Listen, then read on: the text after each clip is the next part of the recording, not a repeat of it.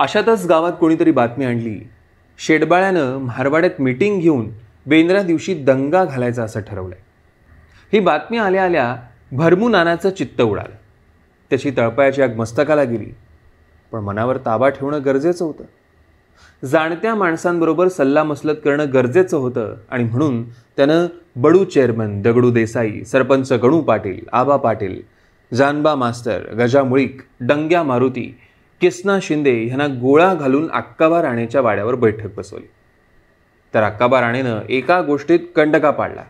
म्हणाला, पोलिसात कळवायचं, 2-3 पोलीस मागून घ्यायचं आणि आपण आपल्या तयारीत राहायचं. आलीच गावात ते ठोकून काढायची. असली नामी संधी गावणार नाही.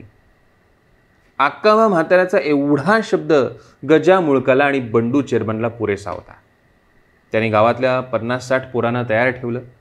फडकरी गँगने टोणं कुऱ्हाड्या जमवून ठेवलेल्याच होत्या. आबा पाटलानं रितसर पोलीस स्टेशनला जाऊन सरपंचाचा लेखी अर्ज देऊन फौजदाराच्या कानावर सगळं व्यवहार घातला होता. गावात सगळीकडे जय्यत तयारी सुरू होती. सरपंच गणू पाटलाच्या अण्णापानं शेडबाळ्यावर नजर ठेवायला 2 खासगल माणसं नेमली होती. आपोआपच जो तो घरचं काम समजून कामाला लागला. प्रत्येक जण ह्या कानाचं त्या कानाला होणार नाही याची खबरदारी घेत होता.